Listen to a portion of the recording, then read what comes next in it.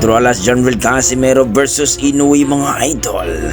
Matutuloy na mga idol ang unfinished business na bakbakan ni Naoya Inoue at ni Casimero dahil kay Haring Torque Alarsik mga idol na talaga siya ang tulay na kung saan mga idol matutuloy na ang sagupaan o madugong bakbakan ni Inoue versus Casimero mga idol. Talagang kalat na sa buong social media ang kanilang bakbakan na kumbaga pinupost pa ito ng Ring Magazine at Yahoo Japan mga idol.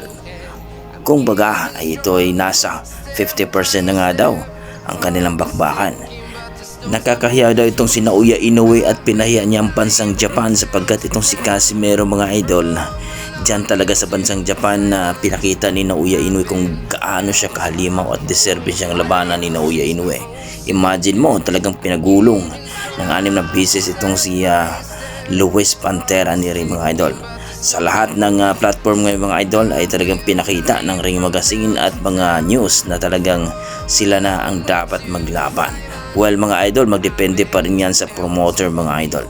Ayon sa mga pinagkakatiwalaan nating source, nagsalita na itong kanyang promoter mga idol. Itong si Uhashi, no? Ang promoter niya sa Japan ni Naoya Inoue. Wala daw problema sa kanila basta daw mag-champion daw itong si Casimero muna.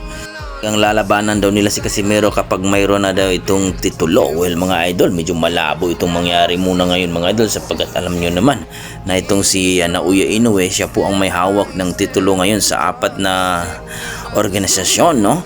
Sa IBF, WBO, WBC at WBE. Mga idol, aakyat muna itong si Casimero dito sa Featherweight Division at kukuha ng belt at antayin itong si Naoya Inoue. Yan bang gusto ng kanyang promoter? Nako, nagpapalusot na naman ang kanilang kampo mga idol. Mukhang hindi talaga sila natatabla ng hiya. Alam naman natin na kung saan ay talagang demand na itong si Casimero at si Naoya Inoue ngayon. Kung baga, bago siya aakyat ng featherweight, labanan niya itong si Casimero. Kung manalo si Casimero ay sigurado talagang paldo siya dito at makukuha ang 4 na belt. So ito mga idol ang pasabog ng kanyang promoter ni Naoya Inoue. So nilinaw na magkaroon muna ng titulo itong si Casimero. Well, nakita nga natin dito mga idol ang reaksyon ng mga tao na talagang gusto na nila na mapalaban itong si Casimero at itong si Naoya Inoue. Well mga idol, titingnan natin sa sunod na update. Baka naman hindi na maduwag itong si Naoya Inoue at ang kanyang kampo. Kung mangyayari ito mga idol, sigurado talaga nagugulong talaga si Naoya Inoue.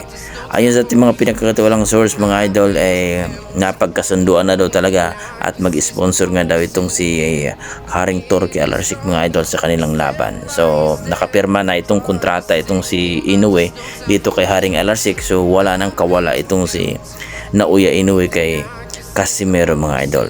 Sa kabilang banda mga idol, dahil po sa talo ni Iman Bakusa Pacquiao ay kukunin na ng kanyang tatay. At ayon sa ating mga pinagkatuwalang source, pumalag daw itong kanyang tatay-tatayan ni Iman Bakusa. Well, para sa akin mga idol, si Iman pa rin na masusunod dyan. Kung gusto niyang gumanda ang kanyang training at magiging world champion, magpasakop siya, no, sa kamay ng kanyang tatay na 8th Division World Champion at sa US na ang kanyang training. Pero kung dito lang sa Pilipinas, medyo malayo po mga idol. Mukhang hindi talaga magiging world champion itong si Iman Bakusa. Sana hindi na hadlag itong tatay-tatayan niya mga idol para maging world champion itong si Iman Bakusa. Okay, hanggang dito lang mga idol. Maraming salamat.